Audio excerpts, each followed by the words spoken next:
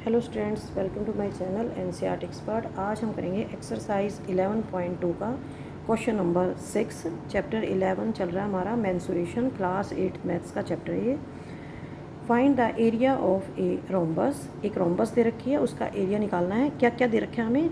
Side दे रखी है, यहाँ पर प्रिंटिंग मिस्टेक्स हैं तो यहाँ पर ये साइड 5 सेंटीमीटर है और एल्टीट्यूड है 4.8 सेंटीमीटर।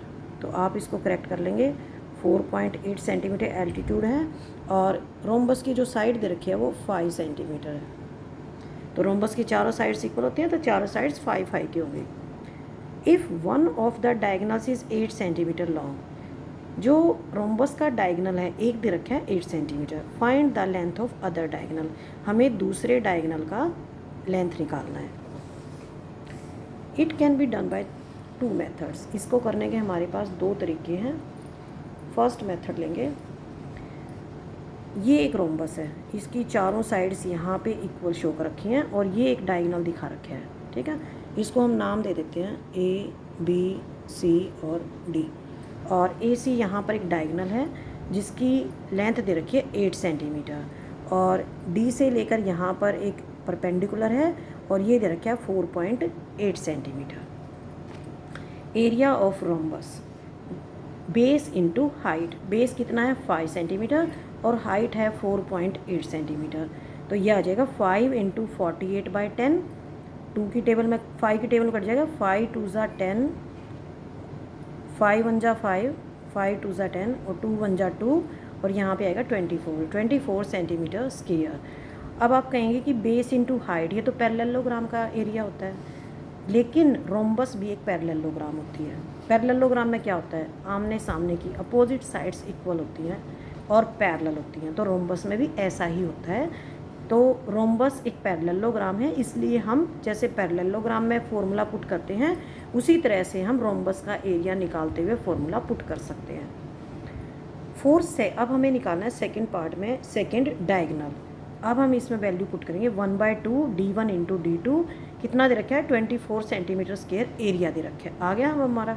तो डायगनल एक दे रखा है हमारा 8, हमें निकालना है D2।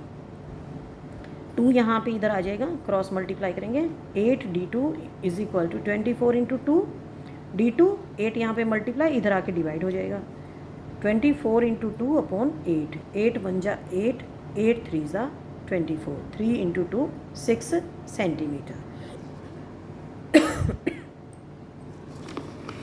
अब हम सेम क्वेश्चन एक दूसरे मेथड से भी करेंगे। सेकंड मेथड में ए, बी, सी, डी, ये एक रोम्बस दे रखी है जिसकी चारों साइड्स 4 है और बीच में क्या दे रखा है? ये एक डायगनल दे रखा है। जो डायगनल्स होते हैं रोम्बस के, वे एक दूसरे को बाइसेक्ट करते हैं राइट एंगल्स पे। जब ये बाइसेक्ट करेंगे तो ये क्या होगा? यहाँ पे राइट एंगल बनेगा, ये भी 4 सेंटीमीटर होगा, ये भी 4 सेंटीमीटर होगा, दोनों इक्वल हो जाएंगे। तो ये जो एक ट्राइंगल है AOD, यहाँ पर मैंने जहाँ पर डायगनल्स बाइसेक्ट कर रहे हैं इस पॉइंट को मैंने नाम दिया है O। AOC, AOD ये एक राइट एंगल्ड ट्राइंगल है। यहाँ पर हमें पता है कि ये साइड 5 सेंटीमीटर है और ये वाली जो साइड है ये 4 सेंटीमीटर है। हम इसमें OD की वैल्यू निकाल सकते हैं।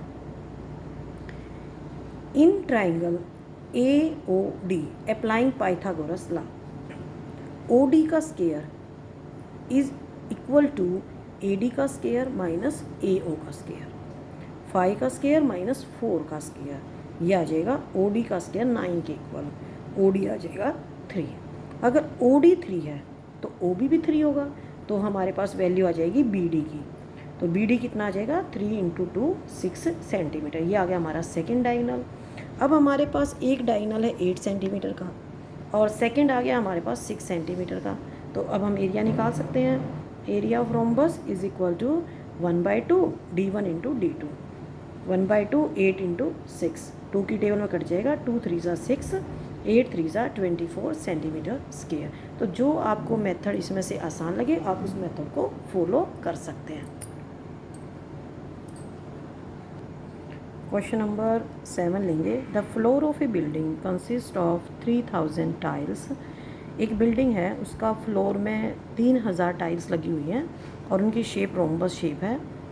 और जो रोम्बस शेप्ड टाइल्स हैं उसके डायगोनल्स हैं 45 सेंटीमीटर और 30 centimetre. Find the total cost of polishing the floor if the cost per metre square is ₹4। हमें फ्लोर को पॉलिश करना है और उसकी टोटल कॉस्ट निकालनी है। ये हमारा सेकंड पार्ट होगा।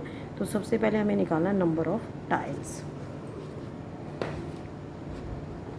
Diagonals of rhombus shaped tiles दे रखे हैं 45 सेंटीमीटर और 30 सेंटीमीटर।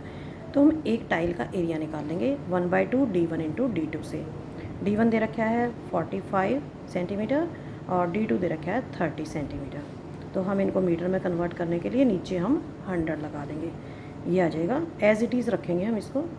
अब हम निकालेंगे एरिया ऑफ 3000 टाइल्स। 3000 से हम मल्टीप्लाई करेंगे, जो कटता है उसको हम काट देते हैं।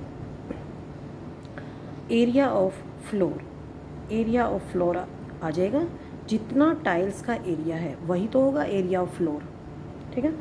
Cost of polishing the floor पर मीटर स्क्वायर 4 रुपीज़ दे रखे हैं। अब हम निकालेंगे टोटल एरिया को पॉलिश करने का।